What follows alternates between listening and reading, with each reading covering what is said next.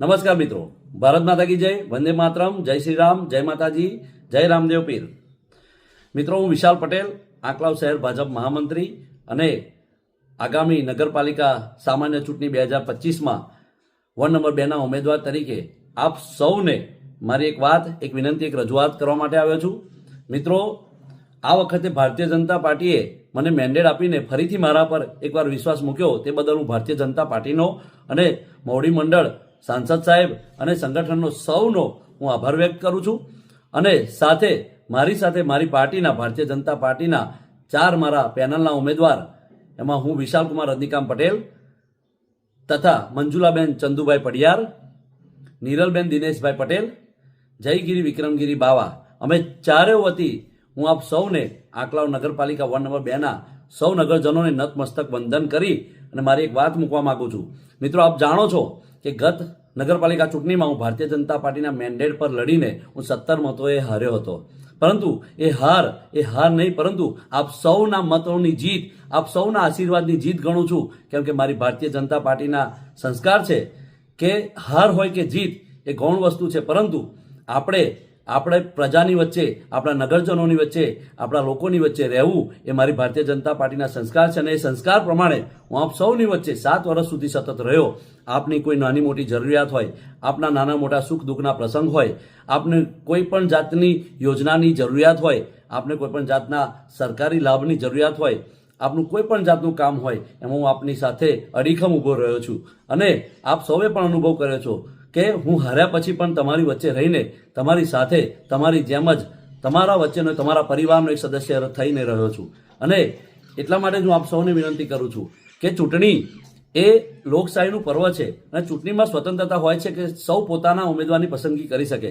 પરંતુ હું આપને વિનંતી કરું છું કે એવા ઉમેદવારની પસંદગી કરજો કે જે તમારી વચ્ચે, તમારી સાથે, તમારા સુખ દુઃખમાં કાયમ માટે રહે, માત્ર ચૂંટણી પૂરતા ના રહે.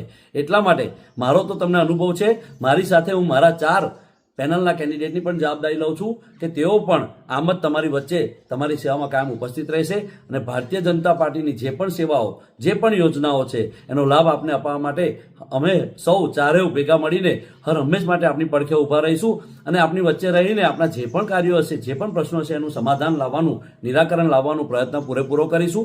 આપ સૌ જાણો છો કે કોરોનાનો કપરો કાળ હોય ત્યારે આદરણીય નરેન્દ્રભાઈ મોદીજીએ પ્રધાનમંત્રી ગરીબ કલ્યાણ અન્ન યોજના હેઠળ આપ સૌને મફતમાં અનાજ પૂરું પાડ્યું અને આપણી વચ્ચે ઊભા રહ્યા, આપણી પડખે ઊભા રહ્યા. આદરણીય નરેન્દ્રભાઈ મોદીજીએ જ્યારે વિશ્વના દેશો વલખા મારતા હતા ત્યારે આપણો ભારત દેશ સુરક્ષિત રહે તે માટે આદરણીય પ્રધાનમંત્રી શ્રી નરેન્દ્રભાઈ મોદીજીએ વેક્સિનની પણ શોધ કરી અને આપણને સૌને સુરક્ષિત રાખ્યા. અનાજ પણ પૂરું પાડ્યું જેથી કરીને કોઈ ભારતનો નાગરિક ભૂખ્યો ના સૂવે. એવું જોવા જઈએ તો આયુષ્યમાન ભારત કાર્ડ, કે પહેલાંના જમાનામાં જ્યારે આપણે કોઈ પણ જાતની બીમારી આવે ત્યારે આપણા પરિવારમાં કોઈ પણ બીમારી હોય એટલે હબ તૂટી પડે અને આપણે કોઈ વસ્તુ ગીરે મૂકવા જઈએ, સાહુકાર પાસેથી વ્યાજે પૈસા લેવા માટે જઈએ. પરંતુ હવે આપણે એક જ વસ્તુ કહીએ કે આપણા ખિસ્સામાં પ્રધાનમંત્રી આયુષ્યમાન ભારત કાર્ડ છે, એ 10 લાખ રૂપિયા સુધીની મફતમાં આપણી સારવાર થાય એવી જો કોઈ આયોજન કર્યું હોય તો એ ભારતીય જનતા પાર્ટીએ અને આદરણીય પ્રધાનમંત્રી શ્રી નરેન્દ્રભાઈ મોદીજીએ કર્યું છે. મિત્રો, આપ સૌ જાણો છો કે ઉજ્જવલા યોજના થકી ગેસના બોટલો મારી માતાઓ બહેનોને આપ્યા અને ગેસના ચૂલામાં જે પહેલાં ફૂંકો મારીને ફેફસાની બીમારી થાય અને ફેફસામાં દુખાવો થાય અને ધુમાડો પણ શરીરમાં જાય અને તકલીફ થાય, એવા કાર્યો થતા હતા, એમાંથી મુક્ત કરી અને ઉજ્જવલા યોજનાના ગેસના બોટલ મારી માતાઓ બહેનોને આપ્યા. મિત્રો, આપ સૌ જાણો છો કે કેટલા બધા શૌચાલયો બનાવ્યા, ખુલ્લામાં શૌચ કરવા જવામાંથી મુક્તિ અપાવી, મારી માતાઓ બહેનોને એક શરમમાંથી મુક્તિ અપાવી છે. મિત્રો, આપ સૌ જાણો છો કે આવી અનેકો યોજનાઓ છે.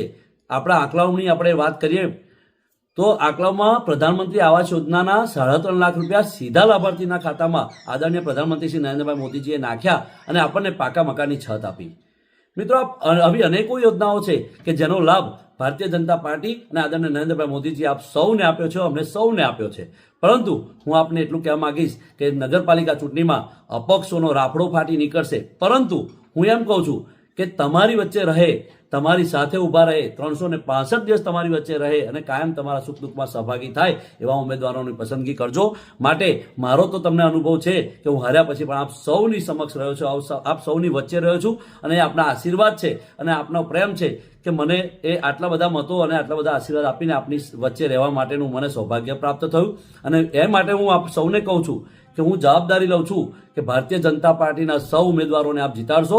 મારી સાથે મારી પેનલના મંજુલાબેન ચંદુભાઈ પડિયાર, નીરલબેન દિનેશભાઈ પટેલ તથા જયગીરી વિક્રમગીરી બાવા અને હું પોતે વિશાખકુમાર રજનીકાંત પટેલ આપ સૌને વચન આપું છું કે આપ સૌની જે પણ નાની મોટી સમસ્યા હોય, જે પણ નાના મોટા કામ હોય, રોડ, રસ્તા, પાણી, ગટર, જે પણ કામો હોય એ પૂરી કરવાની જવાબદારી હું લઉં છું. અને છાતી ઠોકીને આપ સૌની સમક્ષ કહી શકું છું કે હું એ કાર્ય કરવા માટે સક્ષમ છું અને મારી ભારતીય જનતા પાર્ટી એ કાર્ય કરવા માટે સક્ષમ છે. અને આ બધા કાર્યો કરવા માટેના હું આપ સૌને વચન આપું છું કે અમે હારીશું કે જીતીશું, પરંતુ તમારા કાર્યો આ કરવા માટે પૂરેપૂરા પ્રયત્નશીલ રહીશું. એટલે માટે આપ સૌને હું વિનંતી કરું છું કે આ વખતે ભારતીય જનતા પાર્ટીના સૌ ઉમેદવારોને વોટ આપી અપાવી અને વિજય બનાવશો. અને આપ સૌના આશીર્વાદ થકી ભારતીય જનતા પાર્ટીનું કમળ આ વખતે આંકલાવ નગરપાલિકામાં ખીલે અને આંકલાવ પણ આપણું રૂડું રડિયામણું બને તેવી જ વિનંતી સાથે, અભ્યર્થના સાથે ફરીથી એકવાર ભારત માતા કી જય, વંદે માતરમ, જય શ્રી રામ, જય માતાજી, જય રામદેવ પીર.